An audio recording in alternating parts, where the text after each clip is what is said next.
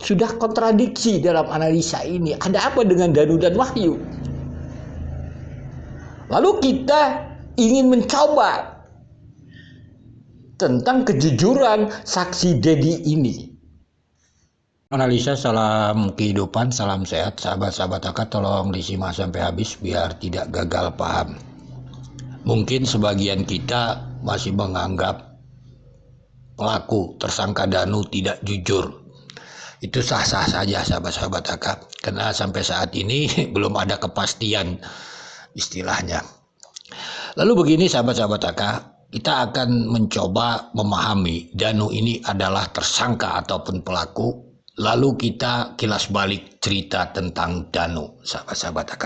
Sekali lagi AK ucapkan terima kasih juga buat Mr. Dedi sudah mendapatkan PH-nya. Begitu nanti kita bahas juga sahabat-sahabat AK tentang Dedi ini. Pasang gaya pura-pura tidur lagi. Jangan pura-pura Anda sudah tiduran nanti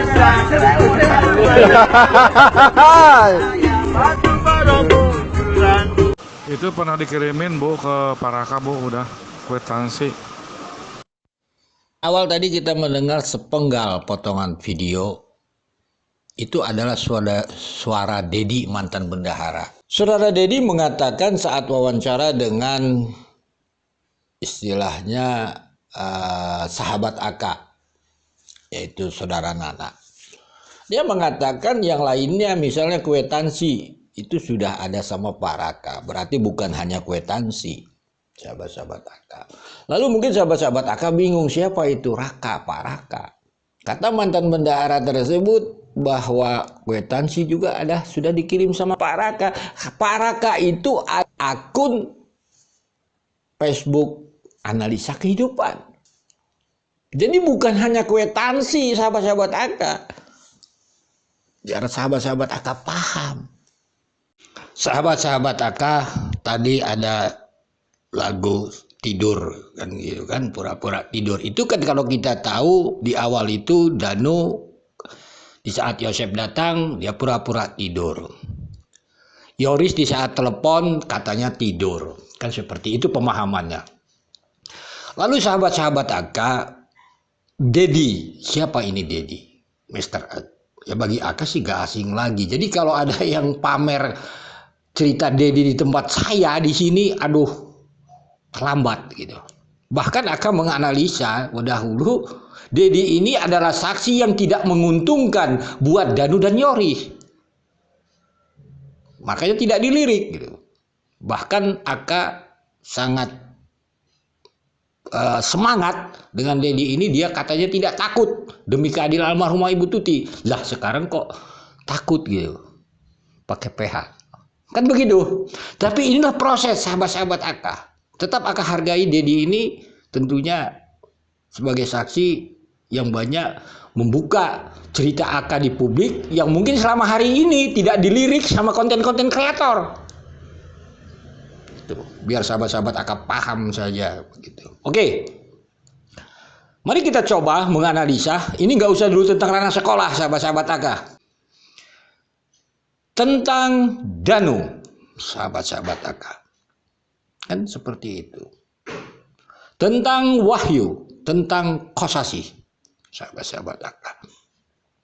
Kalaulah keterangan Dedi mengatakan ada pertemuan Kosasih dan Wahyu di SMK pagi-pagi, itu di depan sahabat-sahabat AK, bukan masuk ke dalam sekolah. Itu keterangan Wahyu. Ingat, keterangan Wahyu yang diupload koin 1000 disampaikan Dedi. Lalu sahabat-sahabat AK, apakah ada pertemuan lagi dari keterangan yang lain? Ada sahabat-sahabat AK. Dari MBS, itu keterangan Kosasih mengatakan ada pertemuan di sana antara Kosasih dengan Wahyu. Begitu juga sahabat-sahabat AK dari keterangan saksi yang kata Dedi sudah di BAP, mereka juga melihat ada pertemuan di sana. Intinya pertemuan Kosasih dan Wahyu ada di sana sahabat-sahabat AK. Pagi-pagi, ketepatan sahabat-sahabat AK hari pembunuhan. Kalau penyidik mungkin paham sekarang keadaan sekolahnya, muridnya fiktif, kegiatan belajar mengajar tidak ada.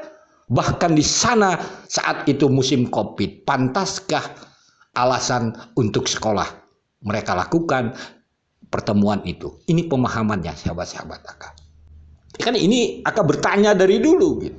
Ya sekarang sudah tahu tentang sekolah, mereka membuat alibi ini, pantaskah? Lalu sahabat-sahabat AK, sekarang AK ingin menampilkan potongan video dari keterangan Dedi. Potongan video dari Koin 1000, bahkan kalau AK sudah bertanya dengan Dedi dari Nana juga ada, tetapi AK memakai yang simple dari keterangan Dedi di Koin 1000 dan keterangan MBS tentang Kosasih bahwa pertemuan itu ada di sana. Kang, tanggal 18 Agustus 2021 ada info jika Kang Kosasih pagi sekitar jam 7 ada di SMK dan ada janji ketemu Pak Wahyu. Apa itu benar, Kang? Iya benar Mbak, katanya, karena memang hari itu sudah masuk kerja normal dan saya mau laporan hasil kunjungan ke daerah Leles tanggal 16 Agustusnya saat mencari siswa. Saya ngomong waktu tanggal 18 waktu 18 tanggal 18 di mana Bapak? kan gini, Wahyu teh telepon Bu, Om si Ibu sama Amel di katanya bilang gitu. Nah, waktu ketemu tanggal 19 ngomong gitu sama Bu. Cerita itu lagi kronologis itu ya Pak ya. Ayo waktu tanggal 18 kan Wahyu mah lewat meren ke kampus saya teh. Waktu tatap muka nih sama Wahyu tanggal 19. Ya. Ketemu di TKP saya Bu. Om, saya teh pagi-pagi teh berangkat. Nah, pagi-pagi mah belum ada yang rame-rame kata bilang gitu. Kan si Kosasih nelponin Wahyu. Saya udah nyampe sekolah katanya bilang gitu. Sobat AK, tolong disimak sampai habis biar tidak gagal paham.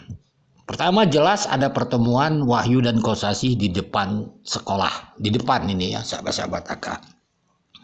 Lalu sahabat-sahabat AK, ini kita akan membahas tentang Danu, sahabat-sahabat AK. Berbicara Wahyu. Di video ini, sahabat-sahabat AK yang diwawancarai oleh Freddy, yang di-up di channel Heri Susanto, ini menarik sahabat-sahabat AK. Di sana dikatakan jelas bahwa Danu katanya setelah Pak Yosep datang, kan seperti itu, dia ke TKP dan sebagainya, dia menekankan tidak bawa HP katanya. Oke, sahabat-sahabat AK, tidak bawa HP. Lalu dia berkata, garis besarnya, dia bertemu Wahyu. Wahyu datang. Tahu Wahyu datang tuh? Apa udah tahu atau? Mau berangkat sekolah. Wahyu mau berangkat ke sekolah. Maksudnya gini, masuknya dari depan jalan Wahyu atau dari belakang atau dari mana? dari Jalan. depan jalan. Oke, jadi kelihatan pas datang. Sahabat-sahabat AK, Danu mengatakan bahwa dia bertemu Wahyu 7:30 karena Wahyu mau ke sekolah. Padahal Wahyu sudah ada di depan sekolah yayasan pagi-pagi. Sahabat-sahabat AK. Bahkan Danu mengatakan dia tidak bawa HP di video itu. Ada apa dengan Danu? Kalau kita tahu dia sekarang adalah pelakunya. Tentunya tidak akan membuat kasus ini terang benderang tentang Wahyu. Ini pemahamannya kan sahabat-sahabat AK. Sudah kontradiksi dalam analisa ini. Ada apa dengan Danu dan Wahyu? Lalu kita ingin mencoba tentang kejujuran saksi Dedi ini. Kan seperti itu. Mari dengarkan potongan video saksi Dedi ini di Koin 1000. Wahyu ditelepon nyampe sekolah teh. Balik lagi ke sana ke TKP lanjutnya si Seti sekitar 7:30-an katanya. Kata Wahyu. Sahabat-sahabat AK, beranikah saksi Dedi ini? Karena di Koin 1000 itu disensor sebenarnya siapa yang nelponnya. Kan begitu. Berbicara ke publik atau kepada PH-nya siapa yang menelepon? Wahyu.